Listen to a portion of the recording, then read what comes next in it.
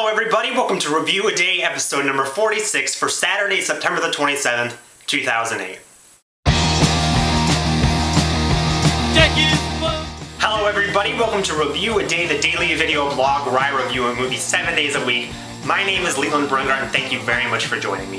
The film I'm going to review today is the new movie Eagle Eye. This is the new flick from DJ Caruso, who also teamed up with Shia Labeouf to do Disturbia, which was kind of the modern retelling of Rear Window, which was a movie I enjoyed and I was looking forward to seeing them work again because I didn't think I was going to like that movie, but I did enjoy it, so I was looking forward to this. This movie is directed by DJ Caruso. It stars Shia Labeouf, Michelle Monaghan, who you might know from Gone Baby Gone and Kiss Kiss Bang Bang, Billy Bob Thornton, Michael Chiklis, and Rosario Dawson. This movie is basically that one scene in The Matrix when Neo gets the call from Morpheus telling him to escape. He tells him everything to do on the phone because he knows everything that is happening. It's that, but it's kind of a whole movie kind of on that idea. Shia Labeouf plays this kind of slacker kid who works in a copy shop. He isn't successful. He has a twin brother who works in the military and everyone loves. One day he comes home and it turns out that there's all this fertilizer and bomb-making equipment in his house. He gets a call from a woman telling him that he has to escape. He gets arrested by the FBI, and he's interrogated by Billy Bob Thornton. Billy Bob Thornton is really kind of the main person trying to track him down throughout the entire film. He escapes thanks to the woman on the end of the phone, and Billy Bob Thornton's trying to track him down. Michelle Monaghan kind of plays this divorced single mother. She sends her son to band camp. The first night he's away, she gets a call saying that if she doesn't do everything that the woman on the other end of the phone says, that they will derail the train and kill her son.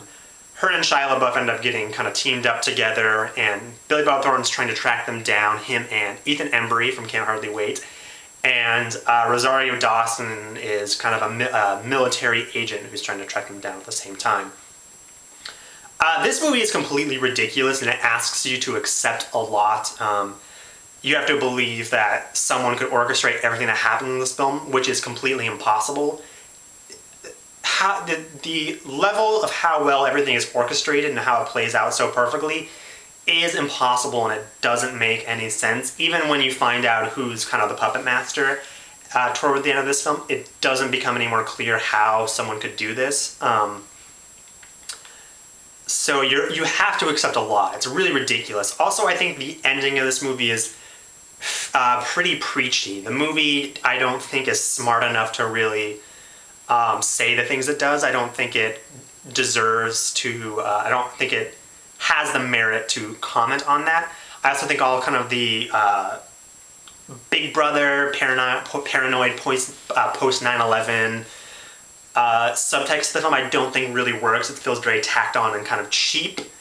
But all of that aside, all of those things aside, I actually enjoyed this movie. I mean, this is a movie. This is a popcorn movie. It is not a film. This movie doesn't pack an emotional punch. I don't think it says a lot about terrorism or Big Brother or anything like that. I mean, DJ Caruso is kind of a surprising director to me because he's really directing popcorn flicks, movies that are exciting and kind of different. This movie is very derivative of a number of films: 2001: A Space Odyssey, Enemy of the State, lots of things like that. The Matrix is also in there.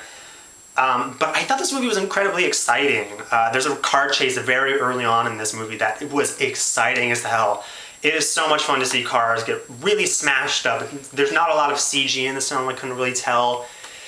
Anyways, it was just fun to see these cars get beat up.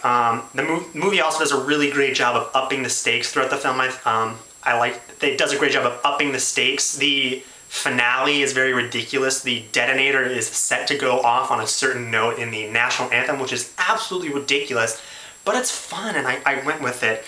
I also think this movie has a pretty solid cast, which sells that Shia Labeouf and Michelle Monaghan do a good job of keeping me interested in these two characters and moving the story forward. I love Michael Chiklis. I love The Shield. I will watch him in anything, and he's very fun in this movie. I liked him a lot. I'm also a big Ethan Embry fan from Can't Hardly Wait. That's one of my favorite movies, and it was so much fun to see him in something. I haven't seen him in a while, but I give this movie a 3 out of 5. I know that this movie isn't very smart. I know it's not a new classic. I don't think it reinvents the genre, but it was fun. I had a good time.